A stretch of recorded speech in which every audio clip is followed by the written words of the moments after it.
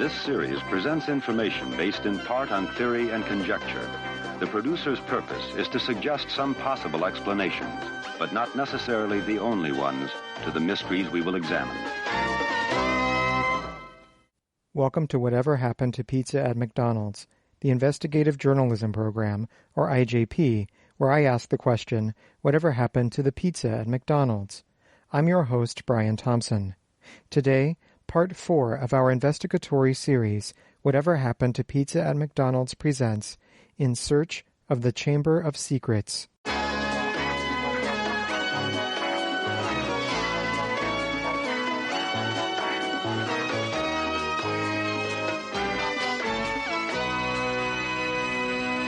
Part 4. Sacred Geometry. Last week, I began vetting the research of ancient manuscript expert / disc jockey Xavier Haze, who claims in his book Aliens in Ancient Egypt that aliens visited ancient Egypt. Before I could trust this assertion, I did my due diligence in fact-checking one of the book's other claims, that the Pentagon must approve the script for every Hollywood movie involving alien invasions. I have not heard back from the Pentagon, but this does not necessarily mean that Mr. Hayes' assertion is inaccurate. Indeed, if the Pentagon does require that alien films meet with their approval, would they even publicly admit it? I take their silence as evidence that Mr. Hayes is, at the very least, onto something. So, I metaphorically dove deeper into his book by literally reading more of its pages. The information contained therein is striking, to say the least. Take this passage about an important deity in the ancient Egyptian pantheon. Quote, Ptah was the pre-dynastic god of creation in Memphite theology. We know the core components of legends and myths. They do not develop spontaneously. They are based on reality, and one thing we know about reality is that it is not supernatural. It is therefore worth considering that Ptah may have been a real being, perhaps an emissary from an interstellar race. Unquote. This lines up with my own research on the matter. Just as the plot of the film Mac and Me, in which the titular me, a human boy, meets the titular Mac, a stranded alien who dances in a McDonald's, is most likely inspired by actual human-alien encounters in the genetic memory of Mac and Me writer-director Stuart Raffle, so too are nearly all myths and legends based on historical events. For example, I would not be surprised if at some point in the arc of human history a short magician once took care of a baby, a la the titular Willow of the film Willow. And if this god Ptah was indeed an extraterrestrial being, it strains credulity to think it is a mere coincidence that Ptah's name so closely resembles the name of the savory Italian delicacy known as pizza. As you may recall, I am investigating why McDonald's stopped serving pizza, which was introduced contemporaneously with the release of Mac and Me. To summarize, McDonald's began serving pizza at the same time they co-financed a film called Mac and Me, which features a human interacting with an extraterrestrial, exactly as the ancient Egyptians interacted with a real-life extraterrestrial they knew as the god Ptah, which sounds remarkably like pizza. This revelation stunned me to my core, so much so that when I realized it, I dropped the slice of pizza I was eating. At the time, my desk was covered in various research materials, including a photograph of the planet Earth, on which I live, and which appears to be the only known location of McDonald's pizza in our solar system. The pizza slice landed upon it, the points of its triangular shape exactly touching the outline of the planet. What I discovered at this moment was so shocking that if I had been holding another slice of pizza, I would have dropped it as well.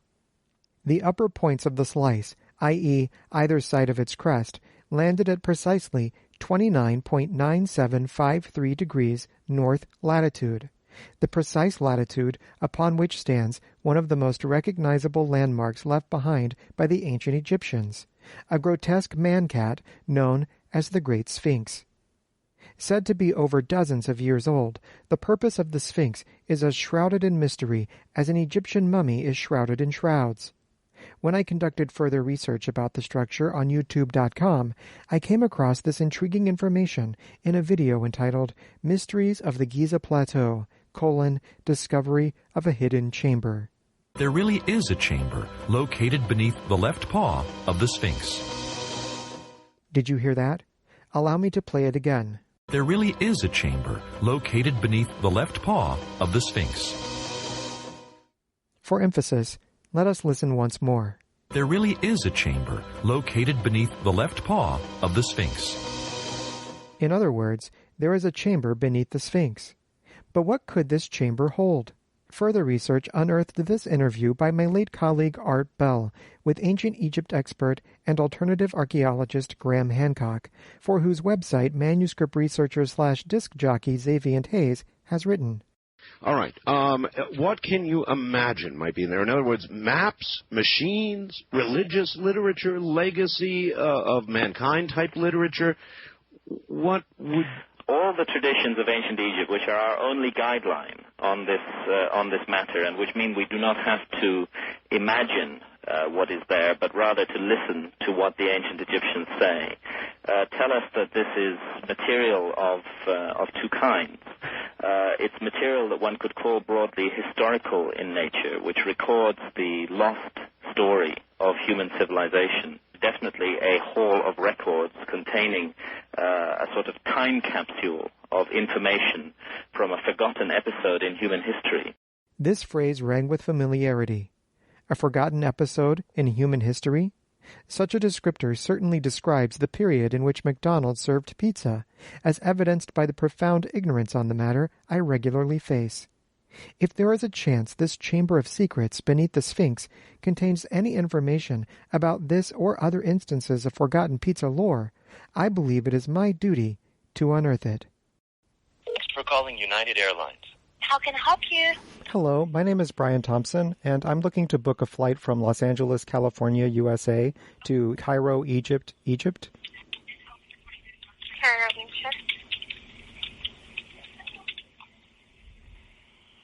And Mr. Thompson, for this, may have the travel date. I would like to leave as soon as possible. Could you tell me or provide me any return date as well? I'm not sure what the return date will be. I'm going to Egypt to conduct an excavation, and I actually have a question about that. There are a couple of unusual items I would need to bring with me, and I was wondering if that would be possible. So first, I'm going to check on the earliest flight that we have going to Cairo. Okay. Hold on. We do have a flight earlier for tomorrow. Well, I'm actually not sure exactly when I can leave because I need to rent some equipment first. Like I said, I'm going to need to carry a few things. One, a small microphone. Two, a corresponding electronic recorder. And three, a backhoe. I'm sorry, what is the third item? A backhoe. What's backhoe? A backhoe is Could you spell it for me? It's a piece of heavy equipment. It's BACK.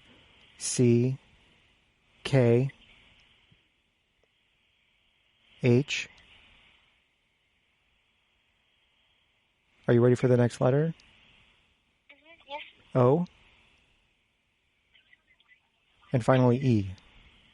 Just a small version of this backhoe, right? Oh, no, this is a full-sized backhoe. I'm doing an excavation in Egypt. I'm digging up a chamber of secrets underneath the Great Sphinx. I'm sorry I interrupted you. Go ahead. That's okay. So for this one, it's actually a kind of backhoe that ready to assemble, right? I believe it should come fully assembled, but I haven't been to the backhoe rental agency yet. We do have a different department who actually handles this kind of concern, and it will be our cargo department, which I'm going to connect you over so they could give you further details about what is the policy. Okay? Okay, thank you. Will there anything else before I connect you with them? No, this seems to be my only concern. Hold on.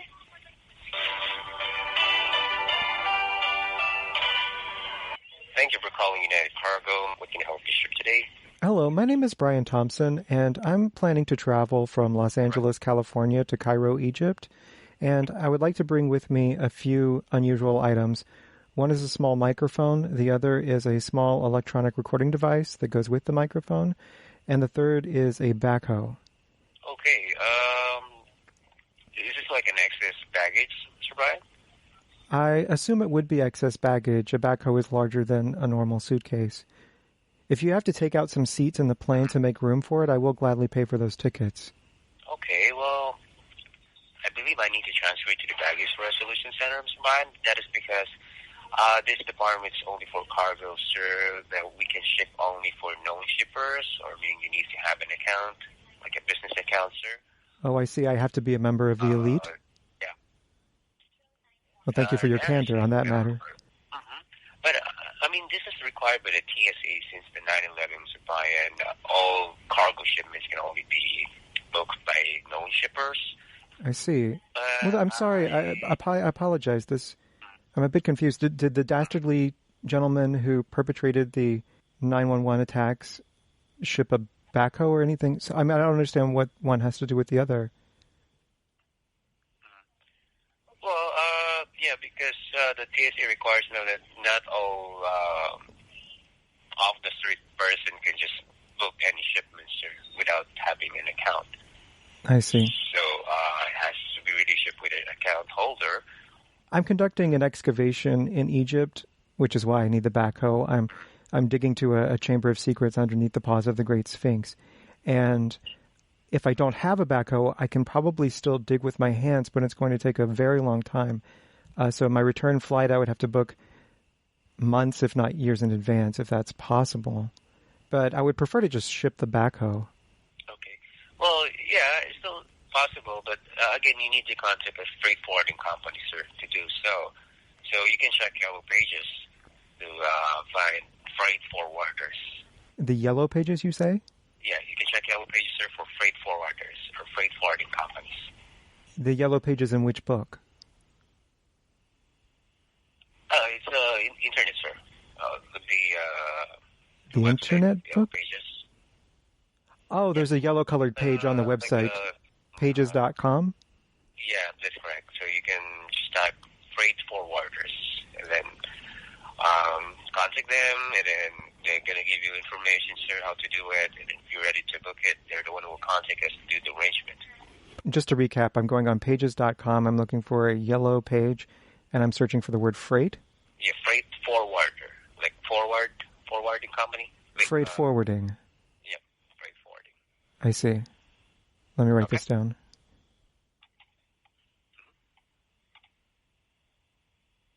Freight.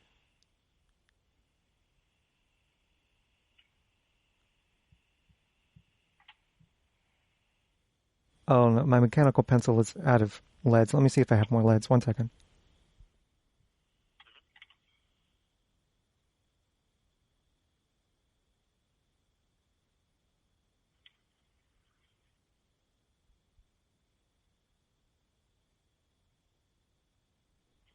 I don't have any more leads. But I'll try to remember it.